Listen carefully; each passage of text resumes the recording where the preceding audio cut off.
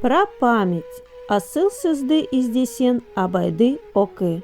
Эта выставка не просто собрание образов и идей, это мост между прошлым и настоящим, приглашение услышать голос Абая в 21 веке.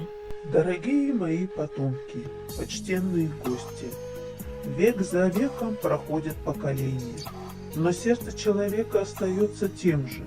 Я рад, что мои слова и мои мысли не исчезли во времени, а дошли до вас, став частью вашей жизни. Я говорил когда-то, человек создан для труда, а праздность рождает лишь бесполезные мечты.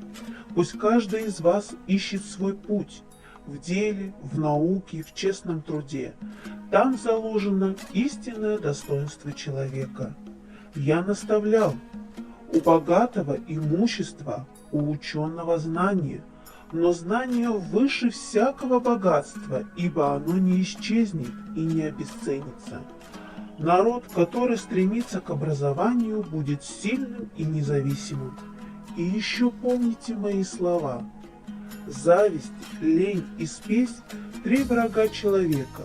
Кто позволит им поселиться в своем сердце, потеряет себя. Но тот, кто вооружится разумом, честностью и справедливостью, возвысит и себя, и свой народ. Молодежь, я верю в вас. Пусть ваши сердца будут чистыми, ваши умы ясными, а ваши руки сильными в труде.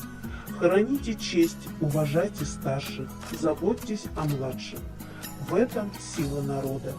Эта выставка не только память обо мне, она знак того, что мои слова нашли отклик в ваших сердцах.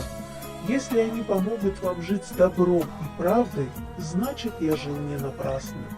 Живите так, чтобы ваши дела стали назиданием для тех, кто придет после вас. Пусть каждый из вас оставит за собой след света, знания и добродетели. Пусть же эта выставка станет не только памятью о прошлом, но и огнем, освещающим будущее. Пусть каждый, кто войдет в Центральную детскую библиотеку, выйдет с мыслью: я должен жить честно, учиться усердно и трудиться во благо народа. И потому я говорю, да будет открыта эта выставка-инсталляция во имя разума, во имя добра, во имя будущего моего народа. Пусть эта инсталляция станет для нас источником вдохновения.